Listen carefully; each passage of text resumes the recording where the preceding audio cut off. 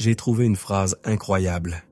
Elle est courte, et pourtant, elle porte tant de sens, tant de libération. Je suis toujours fasciné par la façon dont quelque chose peut être dit si simplement, avec tant de concision, et en même temps, avec une telle profondeur, en seulement quelques mots.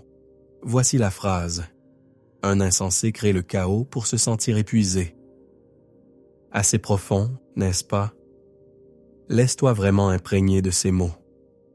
Un insensé crée le chaos pour se sentir épuisé. Décomposons cela ensemble. Une personne façonne sa propre réalité. Elle la crée. Elle la modèle à travers l'image qu'elle construit dans son esprit. Maintenant, réfléchis-y.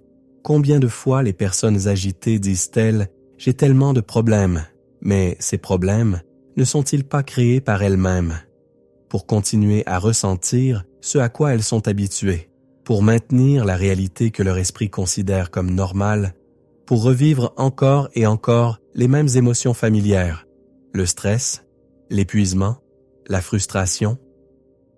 Mais, et si tout cela n'était qu'un choix? Et si tu pouvais choisir un état différent? La question clé est, que choisis-tu de ressentir? Car c'est là que réside tout le pouvoir. Il est important de réfléchir. Quel état choisis-tu d'adopter? Que décides-tu de ressentir? Quelles émotions remplissent ta vie? Et si, en cet instant, tu pouvais choisir ce qui te rend libre? Parce que tu es toujours en train de faire un choix, et ce choix est déjà en train de façonner ta réalité, ici et maintenant. Si une personne ne prend jamais le temps de se poser ces questions, elle crée du chaos par défaut. Elle génère du désordre juste pour se sentir épuisée, simplement parce que c'est ce qu'elle connaît. Si une personne ne choisit pas consciemment avec quoi remplir le vide de sa vie, ce vide sera rempli par d'autres, des personnes, des circonstances, des événements aléatoires, mais pas par elle-même. Et maintenant, une question importante. Quelles émotions choisis-tu de ressentir? Dans quel état préfères-tu être? Comment cet état influence-t-il tes actions? Parce que, si un insensé crée le chaos pour se sentir épuisé, alors une personne sage crée l'ordre pour se sentir en paix. Et dans cette phrase, il y a 3 niveaux de conscience. Qui es-tu? Que fais-tu? Comment te sens-tu en le faisant? Permets-toi de réfléchir. Permets-toi de ressentir. J'ai choisi d'être une personne capable de créer la paix. J'ai choisi de créer un espace pour la joie et l'harmonie.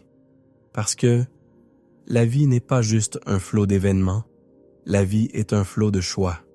Et en cet instant, tu peux faire un choix d'être conscient, un choix de créer de l'ordre en toi, un choix de ressentir de la légèreté, de la paix, de la joie. Et peut-être, commences-tu déjà à le ressentir à cet instant même? Si quelqu'un dans ta vie se plaint sans cesse d'être épuisé, qui demande constamment ton aide, ne te laisse pas berner.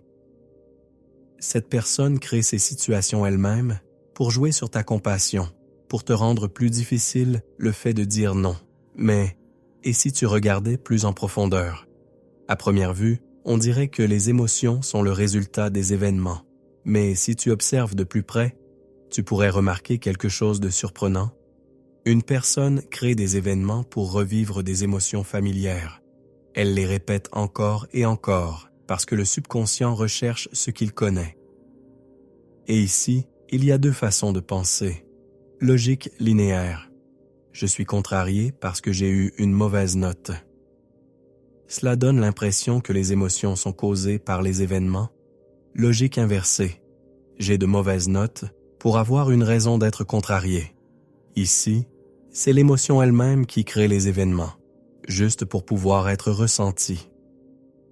Et si nous ne faisions pas que réagir à la vie, mais que nous la créions réellement à travers nos états intérieurs, et si l'inconscient ne fonctionnait pas selon le temps, pour lui, tout est déjà arrivé, est en train d'arriver et arrivera simultanément.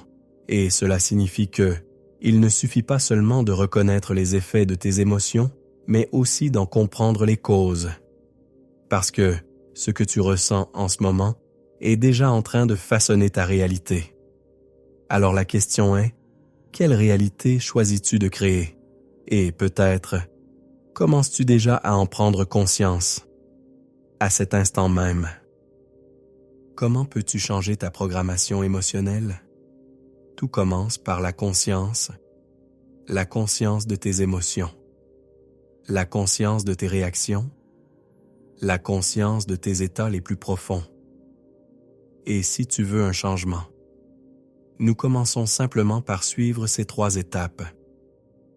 Définis l'état que tu désires. Que veux-tu ressentir? Qui veux-tu être? Garde ton attention sur cela. Laisse ce sentiment t'envahir, qu'il devienne une partie de ta réalité. Crée les conditions pour qu'il se manifeste. L'environnement dans lequel tu es, les personnes qui t'entourent, les choix que tu fais. L'état que tu choisis détermine tes actions. Et tes actions façonnent ta réalité.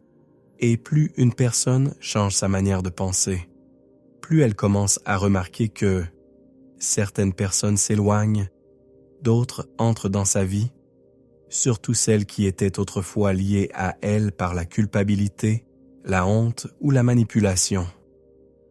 Et quand tu prends conscience de cela, quand tu sors de ces enchevêtrements, ils se dissolvent d'eux-mêmes. Que choisis-tu de ressentir? Dans quel état choisis-tu de vivre? Que choisis-tu de faire et que choisis-tu de ne pas faire? J'ai choisi de ressentir la joie et la paix.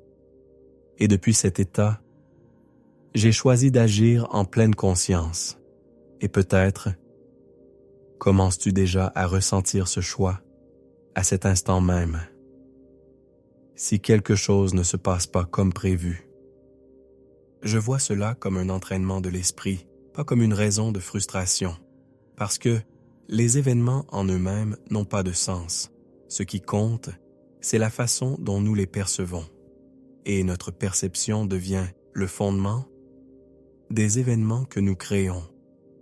Conscient ou non, une personne façonne sa propre réalité, même si elle ne s'en rend pas compte. Chaque pensée, chaque état, chaque choix, tout s'entrelace pour former le tableau de la vie. Et la question essentielle reste la même. Que choisis-tu de ressentir?